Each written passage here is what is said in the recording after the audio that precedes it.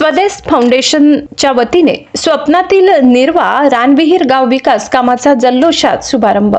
सुरगाणा तालुक्यातील खुंटविहीर ग्रामपंचायत अंतर्गत निर्वा रानविहीर गाव विकास समितीच्या वतीने लोकसहभागातून गाव मूल्यांकन प्रक्रिया कार्यक्रम मोठ्या उत्साहात पार पडला।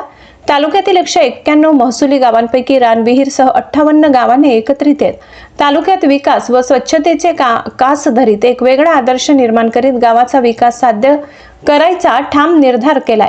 मागील 3 महिन्यापासून या गावात आरोग्य, शिक्षण, व्यसनमुक्ती, बालविवाह प्रतिबंध, महिला बचत गट, दुग्ध व्यवसाय आदी क्षेत्रात आमूलाग्र बदल घडून आलाय। यात स्वदेश फाउंडेशन यांच्या मार्गदर्शनाखाली हे गाव उत्तुंग भरारी घेत आहे। रानविहीर या गावात एकूण 70 ते 75 घरांची लोकवस्ती आहे। या सर्व घरांना एकच रंग फिकट पिवळा रंग दिलाय।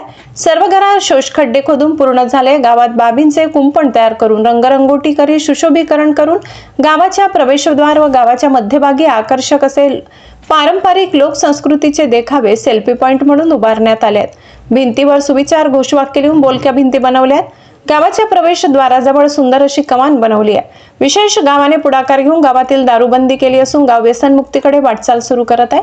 स्वदेश फाउंडेशन संस्थेने या गावात चांगली कामे करण्यास सुरुवात केली आहे। कार्यक्रमात सरपंच आनंदा झिरवाड, शिक्षक रतन चौधरी, पांडुरंग वाघमारे, भास्कर अलबाड यांनी मार्गदर्शन केले। कार्यक्रमाला पोलीस निरीक्षक निलेश पाटील, विलास खाडे, स्वदेश फाउंडेशनचे वरिष्ठ व्यवस्थापक, रायगड विभागीय व्यवस्थापक राजेंद्र गुंड, तालुका उपव्यवस्थापक दीपक मोरे, ग्रामस्थ व विकास समिती रानविहीर गावाचे महिला तरुण मित्रमंडळ ग्रामस्थ उपस्थित होते। कार्यक्रमाचे सूत्रसंचालन माधव झिरवाड यांनी केले। कार्यकारी संपादक पुंजाराम आपण म्हणतो मुलं जर शिकली तर ते त्यांचा पूर्ण पिढीचा, पूर्ण कुटुंबाचा, पूर्ण गावाचा विकास करणार आहे। आणि आपण जे स्थलांतर करतो, बाहेर जातो, आपल्या मुलांना सुद्धा त्या सोबत नेतो। आज बऱ्याचशा परिस्थिती आपली जी आहे की आपण शिक्षण आपल्याकडे कोणी गांभीर्याने घेतलाच नाही।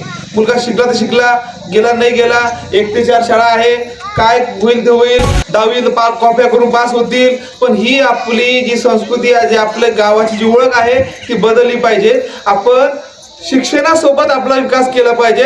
तर मग ह्या सुंदर स्वच्छ गावासोबत आपण आपल्या मुलांना चांगलं शिक्षण उपलब्ध करून द्याल।